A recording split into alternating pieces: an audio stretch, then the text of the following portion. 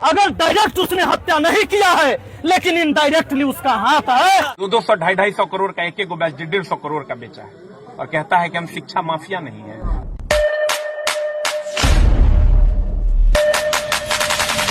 यही तो दुनिया है दोस्त। जब लोगों को आपसे मतलब निकल जाता है, लोगों को आपसे काम निकल जाता है, तो लोग आपको इस तरीके से उंगली करेंगे, इस जगह से उंगली करेंगे कि आपको दोबारा उठने का मौका नहीं मिलेगा। खान सर के गद्दारों में अगर सबसे बड़ा गद्दार कोई है तो वो है विपिन सर। इसके साथ साथ अगर आपका भी दिमाग काम नहीं कर रहा है, अगर आपका ही माथा चकरा रहा है और आप भी ये सोच नहीं पा रहे हैं कि बिहार के जितने भी पॉपुलर टीचर्स हैं, जैसे एस.के. झा सर हो गए, गुरु रहमान सर हो गए, विपिन सर हो गए, ये सब लोग खान सर के पीछे इतने खतरनाक तरीक़ा से क्यों पड़े हुए हैं, इतने बुरी तरीक़ा से क्यों पड़े हुए हैं, तो उसी का सटीक आंसर आज की इस वीडियो में मैं आपको देने वाला हूं। तो आप लोग बिना स्किप किए हुए वीडियो को लास्ट तक देखिएगा। और हाँ, अगर आप हमारे चैनल पर पहली बार आए हैं तो हमारे चैनल को सब्सक्राइब कर लीजिए, हमें फॉलो कर लीजिए और इस वीडियो को लाइक कर दीजिए। तो चलिए बिना किसी देरी किए हुए इस वीडियो को स्टार्ट करते हैं। याद कीजिए 13 तारीख की रात को जब नेपाल से ये एक सनसनीखेज खबर आती है कि रोशन सर के भाई प्रिंस यादव की नेपाल में ही मौत हो चुकी है, तब बिहार के साथ साथ पूरे देश में ये तहलका मच जाता है और ये चर्चाएं चलने लगती है कि उनके भाई की हत्या जो है खान सर ने करवाई है। लेकिन जब नेपाल पुलिस इसको जांच पड़ताल करने के बाद, पूरा टेस्ट करने के बाद, पूरा पोस्टमार्टम करने के बाद ये रिपोर्ट सामने लाती है कि खान सर के भाई को किसी ने मारा नहीं है, किसी ने हत्या नहीं किया है, वो ज़्यादा से ज़्यादा शराब के सेवन से और रात में उन्हें नींद नहीं आने की वजह से वो अलग अलग तरह के ड्रग्स ले रहे थे, उसके वजह से हुई है। और यही बात उनके जो दोस्त थे, आसपास के जो दोस्त थे, जो उनके साथ 5 आदमी नेपाल गए हुए थे, वो लोग भी यही बात बोल रहे थे। लेकिन उसी के कल होके रोशन सर को बेल मिल जाता है और बेल मिल जाने के बाद जैसे ही वो बाहर आते हैं तो बहुत ही शेर की तरह, घायल शेर की तरह दहाड़ने लगते हैं और बोलते हैं कि हमारे भाई को मरवाने में खान सर का सबसे बड़ा हाथ है, फैजल खान का सबसे बड़ा हाथ है और किसान कोल्ड स्टोरेज के मालिक के साथ मिलकर हमारे भाई की हत्या करवाई।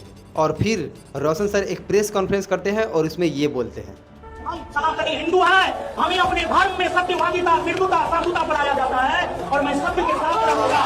हमें अपने धर्म में किसी को मारने के लिए नहीं पढ़ाया जाता है। फिर उनका ये दूसरा मीडिया इंटरव्यू देखिए जिसमें वो क्या बोल रहे हैं। बिहार में, उत्तर प्रदेश का होकर के बिहार में अपना एक अधिकार स्थापित करने के लिए जो है रूम मालिक के साथ मिल करके जो है, रूम मालिक के कंधा पर बंदूक रख करके जो है किसान कोल्ड स्टोर के रूम मालिक और फैजल खान दोनों ने मिल करके हमारी भाई की हत्या करवाई है और हमारी भी हत्या करवा सकता है। और भाई ये बात सही है कि रोशन सर ने जिस चीज़ को खोया है उसको कोई नहीं लौटा सकता है और ना ही उसका कोई रिप्लेसमेंट कर सकता है।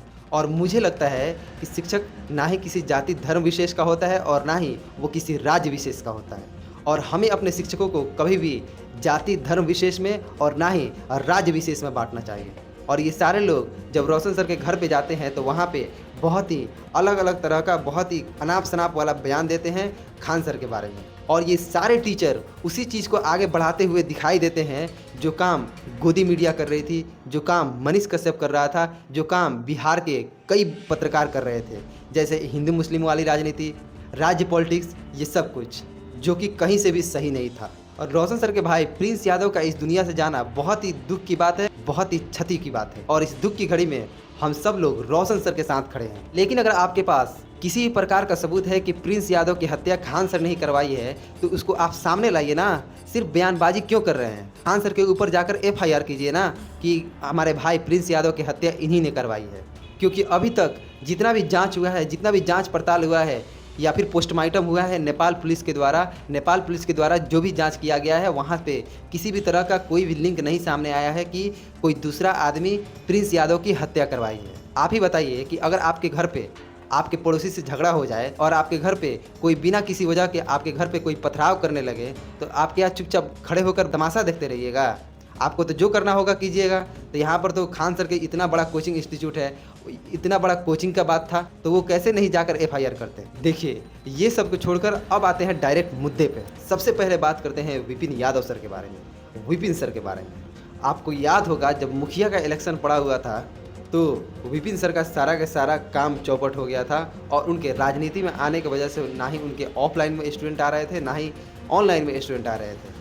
उसके बावजूद खान सर उनके गांव पे गए, उनके घर पे गए और उनके लिए मुखिया में प्रचार करके और उनको मुखिया बना दिए। उसके बाद से इन दोनों के बीच बहुत ही अच्छा बॉन्डिंग बन गया था और विपिन सर का दुकान भी बहुत ही बढ़िया से चल रहा था। और पूरे देश में खान सर की वजह से ही विपिन सर को विपिन मुखिया जी का उपाधि भी मिला। लेकिन जब से खान सर और रोशन सर वाला कंट्रोवर्सी हुआ है, तब से हम डे वन से ही नोटिस कर रहे थे कि विपिन सर कोई ना कोई नुक्स जरूर खोज रहे थे कि हमको कोई ऐसा नुक्स मिल जाए जिससे हम खान सर को प्रताड़ित करें, खान सर को डिफेम करें। लेकिन उस वक्त से विपिन सर ज़्यादा गर्मा गए हैं जब से वो खान सर के पास मैसेज किए थे कि सर आप लोग इस केस को अपने में बैठ कर सोच समझ कर इसको ख़त्म कर लीजिए, और खान सर ने उस मैसेज को नहीं देखा। तब से ये बहुत ही ज़्यादा गर्मा गए। भाई मेरा कहना है कि आप क्या हैं, कोई मंत्री हैं, कोई विधायक है, या फिर देश के सीएम पीएम है कि आपका मैसेज का रिप्लाई कर देंगे वो।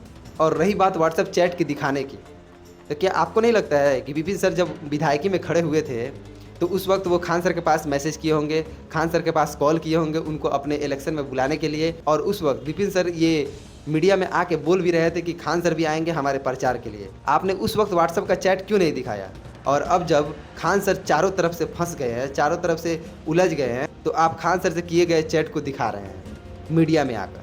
और जो गोदी मीडिया, मनीष कश्यप और बिहार के और भी जितने भी पत्रकार थे, लोग थे, जो कह रहे थे फैजल खान उत्तर प्रदेश के स्टेट पॉलिटिक्स, वो सारा काम तो आप भी कर रहे हैं। और ये सारा चीज़ में आप लोग अपने से भी देख सकते हैं, जितना तकलीफ़ तो हमको लग रहा है कि रोशन सर को नहीं है, जितना परेशान रोशन सर नहीं है, जितना बवंडर रोशन सर नहीं बना रहे हैं, उससे ज़्यादा विपिन सर बना रहे हैं, उससे ज़्यादा तकलीफ़ इनको है। ऐसा लग रहा है कि इनका क्या चीज़ खो गया है, उस तरह से ये आकर मीडिया में, आकर कैमरा पर, आके हर जगह बातें कर रहे हैं और खान सर को एकदम डिफेम पे डिफेम किए जा रहे हैं। और जब ये सब लोग रोशन सर के भाई प्रिंस यादव के अंतिम संस्कार में गए हुए थे, तो वो तो शोक सभा होती है ना, वो तो शांति सभा होती है ना। वहाँ पे एक राजनेता की तरह राजनीतिक मंच सजाकर और खान सर को एक राजनेता की तरह, एक गुंडा की तरह, एक देशद्रोही की तरह उनका विरोध करना और उन पर उलूल जुलूल बयान लगाना, उन पर गलत गलत इल्ज़ाम लगा रहे हैं और जले पे नमक छिड़कने का काम कर रहे हैं आप। और इससे ये बात साबित तो हो जाती है कि खान सर जब इस सब मामला से निकलने के बाद अपने गद्दारों की लिस्ट निकालेंगे तो उस पर सबसे पहला नाम विपिन सर का हो।